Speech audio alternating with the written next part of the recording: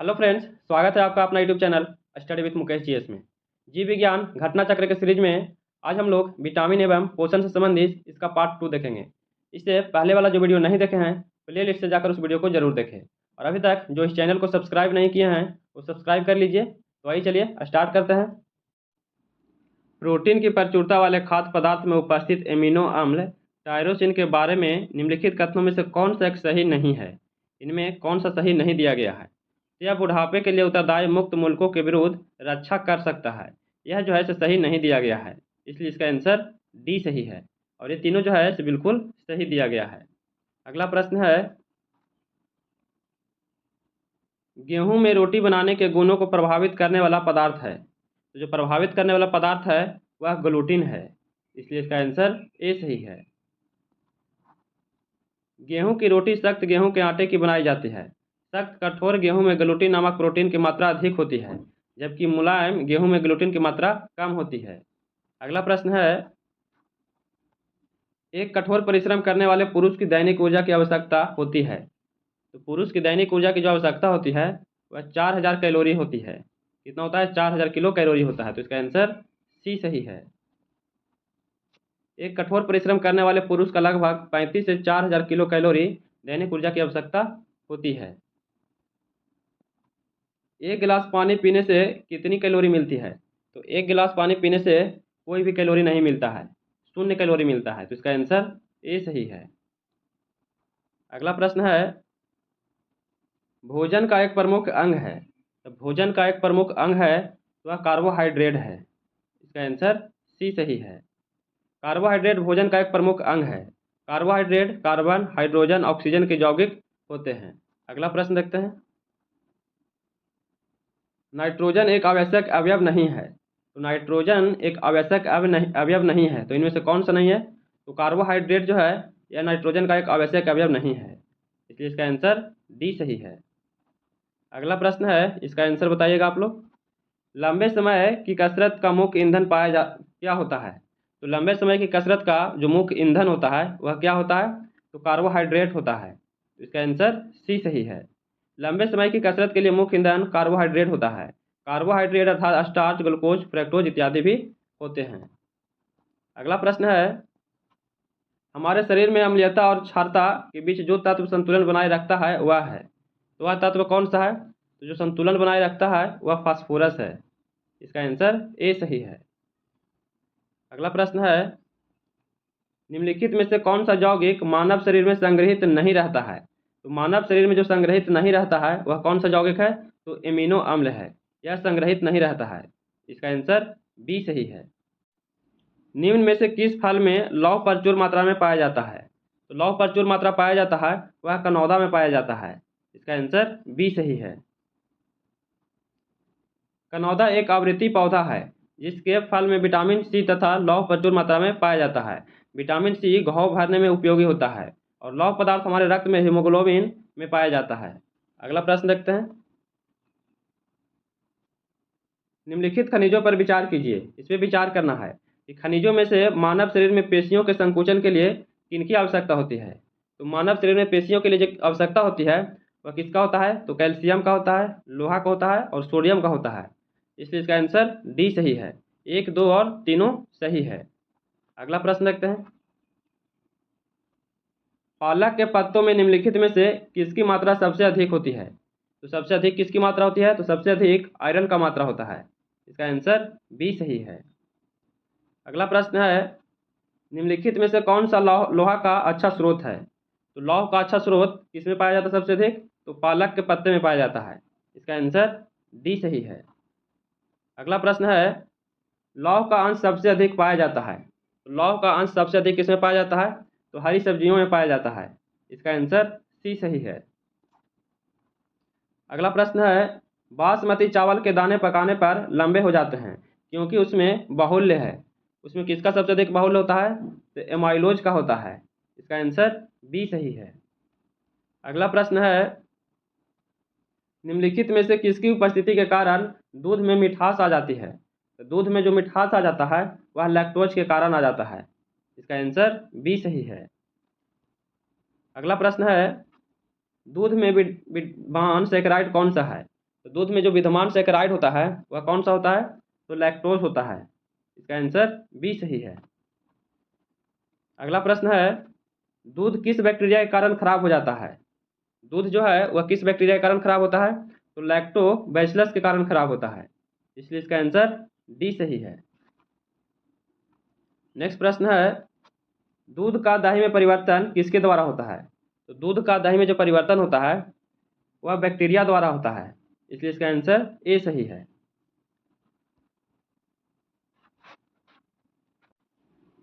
दूध में केसिन नामक प्रोटीन उपस्थित होता है, इसी प्रोटीन के कारण दूध सफेद रंग का होता है।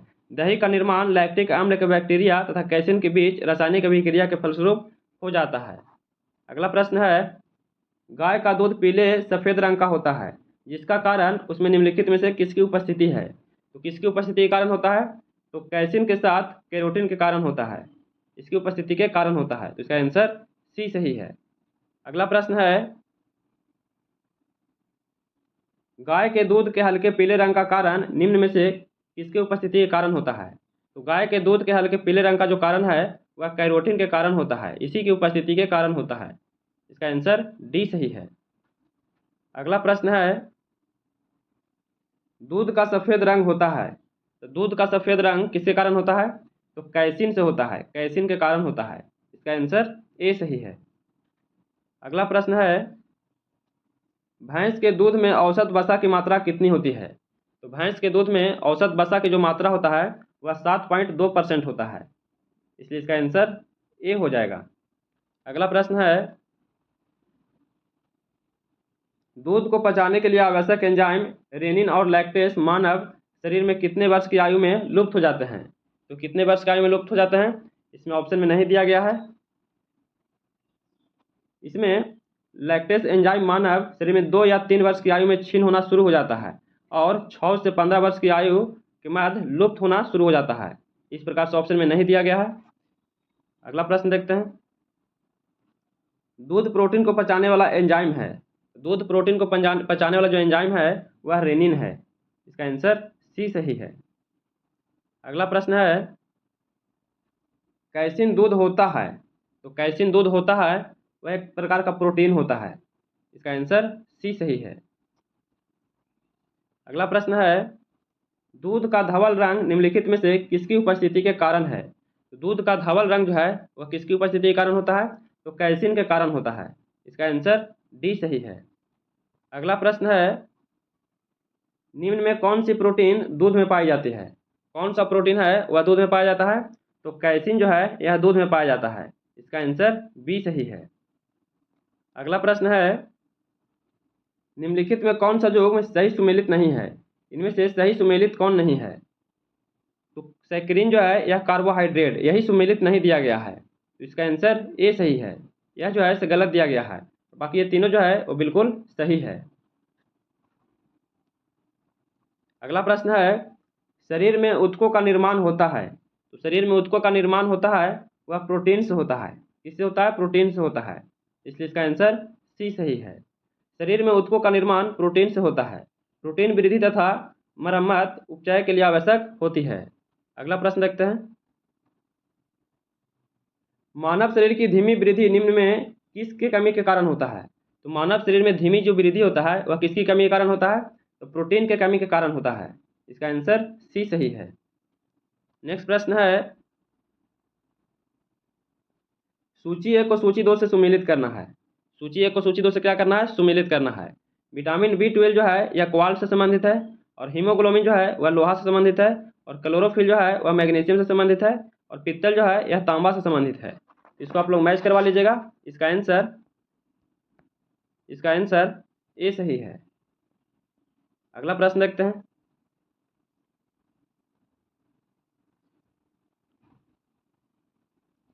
निम्नलिखित में कौन सा सही सुमेलित नहीं है? इनमें से कौन सा सही सुमेलित नहीं दिया गया है? तो क्लोरोफिल जो है वह मैग्नीशियम, बिल्कुल सही है। हीमोग्लोबिन जो है आयरन, ये भी सही है। खाने का नमक जो है वह सोडियम है, ये भी सही है। कपड़ा धोने का जो सोडा है वह पोटेशियम, यह गलत दिया गया है, तो इसका आंसर डी हो जाएगा, यही गलत है। कपड़ा धोने का जो सोडा है वह सोडियम कार्बोनेट होता है। अगला प्रश्न है, सूची 1 को सूची 2 से सुमेलित करना है। सूची 1 को सूची 2 से सुमिलित करना है। विटामिन B12 जो है यह क्वाल से संबंधित है। हीमोग्लोबिन जो है वह लोहा आयरन से संबंधित है। क्लोरोफिल जो है वह मैग्नीशियम से संबंधित है। और चैल्कोपाइराइड जो है वह तांबा कॉपर से संबंधित है। इस प्रकार से इसका आंसर ए सही है। विटामिन B1 है, इसका संबंध थायमिन से है। विटामिन B2 है, इसका संबंध राइबोफ्लेविन से है। और विटामिन 6 है, इसका संबंध पाइरोडॉक्सिन से है। और विटामिन B12 है, इसका संबंध साइनोकोबालामिन से है।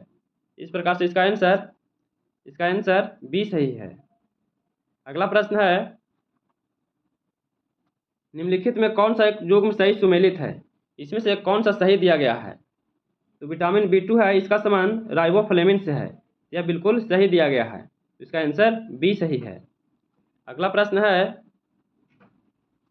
कौन सा सूक्ष्म तत्व नहीं है? इनमें से कौन सा सूक्ष्म तत्व नहीं है? तो जो गंधक जो है यह सूक्ष्म तत्व नहीं है। तो इसका आंसर सी सही है। लोहा, जस्ता और मैग्नीज जो है यह तीनों सूक्ष्म तत्व है। अगला प्रश्न है, पपीता में मुख्यतः कौन सा विटामिन पाया जाता है? तो पपीता में कौन सा विटामिन पाया जाता है? तो पपीता में विटामिन सी पाया जाता है। इसका आंसर बी सही है। पपीता में मुख्यतः विटामिन सी प्रचुर मात्रा में पाया जाता है। पपीता vitamin A, vitamin B1, vitamin B2 की भी एक स्रोत है, परंतु इसमें विटामिन सी की मात्रा सबसे अधिक होता है। अगला प्रश्न है, निम्न में कौन सा विटामिन ए का प्राकृतिक स्रोत नहीं है? किसमें विटामिन ए नहीं पाया जाता है? तो विटामिन ए किसमें नहीं पाया जाता है? तो दूध जो है इसमें विटामिन ए नहीं पाया जाता है। इसका आंसर डी सही है। अगला प्रश्न है, अल्फा कैरेटिन एक प्रोटीन है। तो अल्फा कैरेटिन जो है एक प्रकार का प्रोटीन है जो त्वचा में उपस्थित होता है। क्या होता है? त्वचा में उपस्थित होता है। इसका आंसर बी सही है। अगला प्रश्न है, बाल जिस प्रोटीन का बना होता है उसे क्या कहते हैं? तो बाल जिस प्रोटीन का बना होता है उसे कीराटिन कहा जाता है। इसका आंसर सी सही है। नेक्स्ट प्रश्न है, मानव के बाल एवं नख में निम्नलिखित में से कौन सा प्रोटीन विद्यमान है? तो कौन सा प्रोटीन विद्यमान होता है इसमें? तो इसमें जो प्रोटीन विद्यमान होता है वह कीराटिन होता है। इसका आंसर बी सही है। अगला प्रश्न है, निम्नलिखित में कौन सा पदार्थ प्रोटीन नहीं है? इनमें से कौन सा पदार्थ प्रोटीन नहीं है? तो कपास जो है यह प्रोटीन नहीं है। तो इसका आंसर ए सही है। केश, बाल, लूता, रेशम और खुर जो है ये तीनों प्रोटीन है, लेकिन कपास प्रोटीन नहीं है। अगला प्रश्न है, निम्नलिखित में कौन सा तत्व सभी प्रोटीन में विद्यमान होते हैं? तो कौन सा जो तत्व है सभी प्रोटीन में विद्यमान होता है? इसमें कार्बन, हाइड्रोजन, ऑक्सीजन और नाइट्रोजन ये चारों जो है ये चारों बिल्कुल सही दिया गया है। ये चारों प्रोटीन विद्यमान होते हैं। इसका आंसर डी सही है। 1, 2, 3 और 4 सही है। अगला प्रश्न है, निम्नलिखित में कौन सा प्रोटीन को विकृत नहीं करता है? तो कौन सा प्रोटीन को विकृत नहीं करता है? तो अवरक्त किरणें को विकृत नहीं करता है। इसका आंसर बी सही है। एंजाइम के संदर्भ में निम्नलिखित कथनों में कौन सा सही है? इसमें कौन सा सही दिया गया है? तो वे जैव उत्प्रेरक होते हैं, तो बिल्कुल सही है। वे शरीर में उसी स्थान पर अपना कार्य करते हैं जहां वे उत्पादित होते हैं, ये भी सही है। तो इसका आंसर सी सही है। 1 और 2 दोनों सही है। अगला प्रश्न है, तरुण तथा वृद्ध व्यक्ति में प्रोटीन की आवश्यकता होती है। तो तरुण तथा वृद्ध व्यक्ति में जो प्रोटीन की आवश्यकता होती है वह वृद्धों में उच्चतर और तरुणों में न्यूनतम होती है। इसका आंसर सी सही है। अगला प्रश्न है, समान क्रियाशील महिला के लिए प्रोटीन की उपयुक्त दैनिक मात्रा है। तो प्रोटीन की उपयुक्त दैनिक जो मात्रा है वह 45 ग्राम है। कितना है? 45 ग्राम है। तो इसका आंसर डी सही है। अगला प्रश्न है, दूध पिलाने वाली माँ को प्रतिदिन आहार में कितने ग्राम प्रोटीन की आवश्यकता होती है? तो कितने ग्राम प्रोटीन की आवश्यकता होती है? तो 70 ग्राम होती है। इसका आंसर सी सही है। अगला प्रश्न है, बोतल का दूध पीने वाले बच्चे की तुलना में माँ का दूध पीने वाले बच्चे में निम्नलिखित में कौन से विशिष्ट लक्षण होते हैं? तो कौन सा विशिष्ट लक्षण होते हैं? तो एक, कम मोटा होते हैं, बिल्कुल सही है। उनमें रोगों का प्रतिरोध करने की क्षमता अधिक होती है, ये भी सही है। उसे प्रोटीन मात्रा अधिक मिलते हैं, तो ये भी सही है। उसे विटामिन और प्रोटीन अधिक मिलते हैं, ये भी सही है। उसकी लंबाई में असमान वृद्धि होती है, तो यह गलत है। इसका आंसर ए सही है। 1, 2 और 3 सही है। इसका आंसर ए सही है। अगला प्रश्न है, माँ का दूध नवजात को लगभग संपूर्ण आहार प्रदान करता है, किंतु इसमें निम्नलिखित का अभाव होता है। तो निम्नलिखित का अभाव होता है, इसमें लोहा का होता है। इसका आंसर ए सही है। अगला प्रश्न है, दूध किसका घटिया स्रोत है? तो दूध जो है किसका घटिया स्रोत है? तो विटामिन सी का है। इसका आंसर सी सही है। अगला प्रश्न है, स्टार्च है एक, तो स्टार्च है एक, यह एक प्रकार का पॉलीसेकेराइड है। इसका आंसर सी सही है। यह एक प्रकार का पॉलीसेकेराइड है। अगला प्रश्न है, स्टार्च और सेलुलोज के बारे में निम्नलिखित कथनों में से कौन सा सही नहीं है? तो स्टार्च और सेलुलोज के बारे में इनमें कौन सा कथन सही नहीं दिया गया है? तो आयोडीन के साथ दोनों रंग प्रदान करते हैं, यह बिल्कुल गलत दिया गया है। इसका आंसर सी हो जाएगा, यही गलत दिया गया है, और बाकी ये तीनों जो है बिल्कुल सही है। अगला प्रश्न है, निम्नलिखित में किस विटामिन को हार्मोन माना जाता है? तो किस विटामिन को हार्मोन माना जाता है? तो विटामिन डी को हार्मोन माना जाता है, इसलिए इसका आंसर डी सही है। अगला प्रश्न है, विटामिन डी के सर्जन में निम्न में से कौन पाया जाता है? तो विटामिन डी के सर्जन में जो पाया जाता है वह विटामिन कैल्सीफेरॉल पाया जाता है। इसका आंसर डी सही है।